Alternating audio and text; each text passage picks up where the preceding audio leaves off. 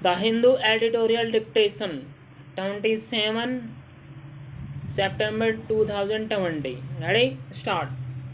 Farmers have taken to the streets protesting against three bills on agriculture market reforms that were passed by Parliament last week and will become laws once they are signed by the President.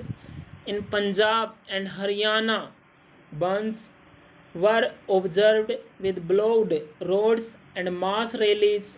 First off, opposition parties and farmers groups across the political spectrum have expressed concern that the laws could corporatize agriculture, threaten the current mandi network and state revenues, and dilute the system of government procurement at guaranteed prices.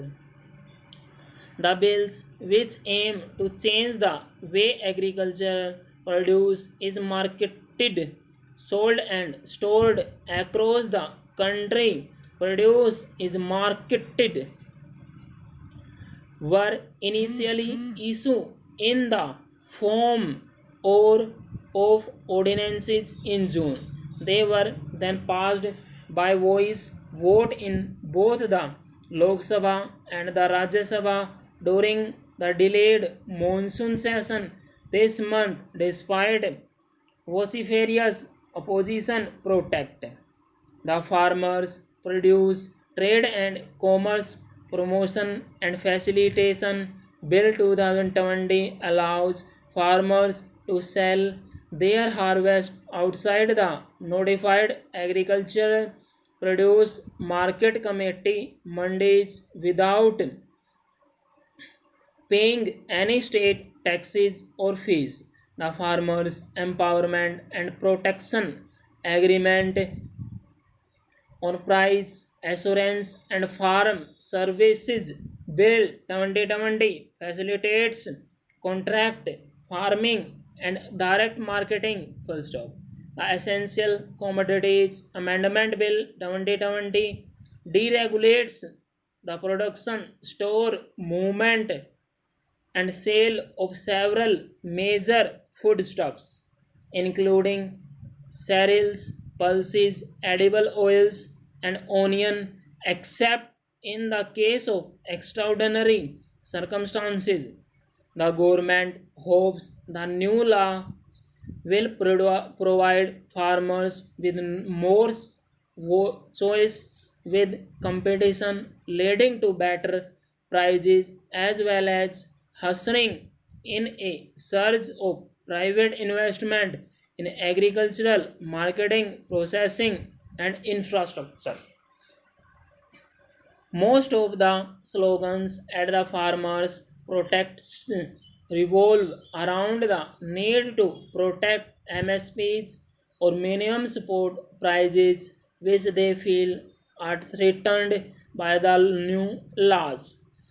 These are the preset rates at which the central government purchases produce from farmers regardless of market rates and are declared for 23 crops at the beginning of each sowing season. However, the center only purchases paddy, wheat, and select pulses in large quantities, and only 6% of farmers actually sell their crops at MSP's rates. According to the 2015 Santa Kumar Committee's report using national sample survey data, none of the law directly impinges upon the MSP's regime. Full stop. However, most government procurement centers in Punjab, Haryana, and a few other states are located within the notified APMC mandate. Farmers fear that encouraging tax free private trade outside the APMC mandis will make these notified markets unviable, which could lead to a reduction in government procurement itself. Farmers are also demanding that MSPs be made universal within mandis and outside so that all buyers, government or private, will have to use these rates as a floor price below which sales cannot be made. More than half of all government procurement of wheat and paddy in the last 5 years has taken place in Punjab and Haryana. According to Agriculture Ministry data, full stop, more than 85% of wheat and paddy grown in Punjab and 75% in Haryana is bought by the government at MSP rates. Farmers in these states fear that without MSPs, markets prices will fall.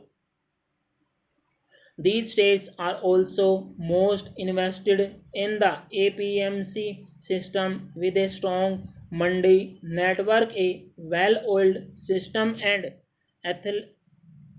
authorities or commission agents facilitating procurement and links roads connecting most villages to the notified markets and allowing farmers to easily bring their produce for procurement. Full stop.